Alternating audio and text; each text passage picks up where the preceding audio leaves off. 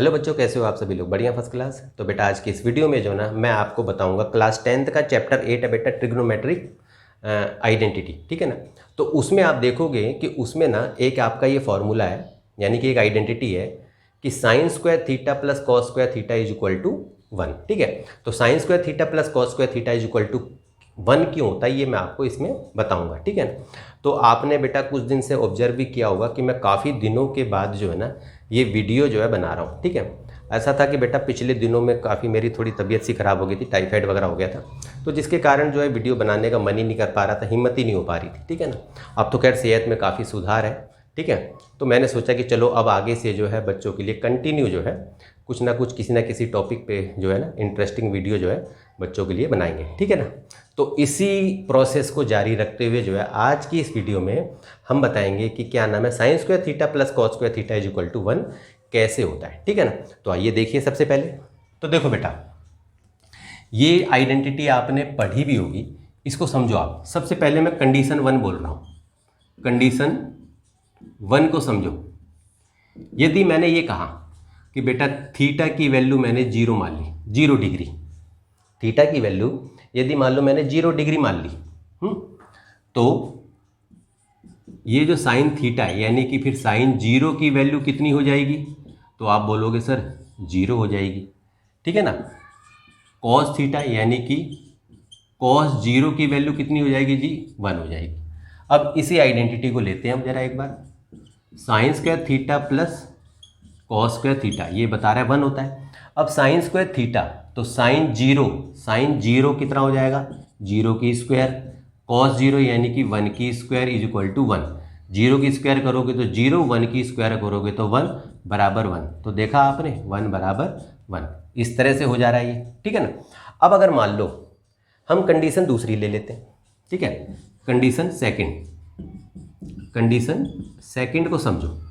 Condition second में यदि मान लो मैंने थीटा की वैल्यू 90 ले ली, चलो 90 डिग्री ले ली मैंने। ठीक है। तो साइन थीटा यानी कि साइन 90 की वैल्यू कितनी हो जाएगी हमारी? 1 होती है। ठीक है। और कॉस थीटा यानी कि कॉस 90 की वैल्यू कितनी हो जाएगी हमारी? 0 हो जाएगी। तो एक बार लो जरा, एक बार देखो आप, sine square theta plus cos square theta is equal to 1 है ना। तो साइन स्क्वायर थीटा तो साइन 90 कितना हो जाएगा हमारा? 1 की स्क्वायर।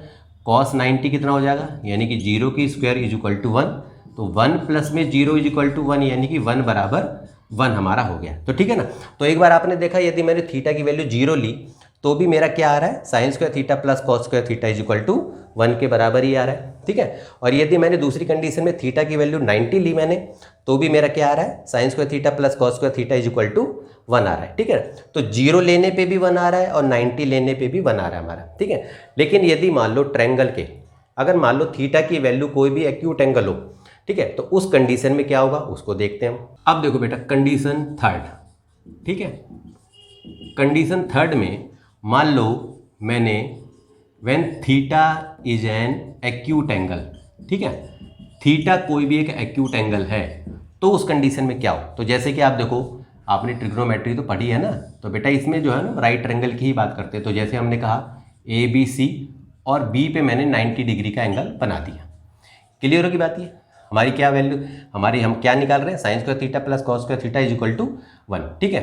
तो बेटा ये पता, ये रेशो आपने पढ़ा ही होगा। साइन थीटा क्या होता है? अगर ऐसे याद नहीं है तो ऐसे याद रखो, ये तो आपने कई बार भी पढ़ा होगा। ठीक है ना। PBP HHB। ठीक है। पंडित बद्री प्रसाद हर हर बोले, इस तरह से पढ़ा है। पहली वैल्यू जो है P अपॉन में H होती है, तो यानी कि परपेंडिकुलर अपॉन में हाइपोटेनस। तो आपको ये पता ही है कि बेटा ये परपेंडिकुलर है, ये बेस है, ये हमारा हाइपोटेनस है। ठीक है। तो परपेंडिकुलर क्या हो रहा है हमारा? AB और हाइपोटेनस क्या हो रहा है हमारा? AC। क्लियर होगी बात ये? ठीक है ना। चलो जी, कॉस थीटा क्या होगा? तो कॉस थीटा बेस अपॉन में हाइपोटेनस यानी कि BC अपॉन में AC होगा। क्लियर। अब आपको ये पता है कि भाई sign square theta plus cos square theta, जैसे कि मैंने बोला 1 है, तो साइन स्क्वायर थीटा तो मैंने यहाँ पर ये जो रेशो लिया मैंने इसका रेशो कर देते हैं, यानी स्क्वायर कर दिया हमने।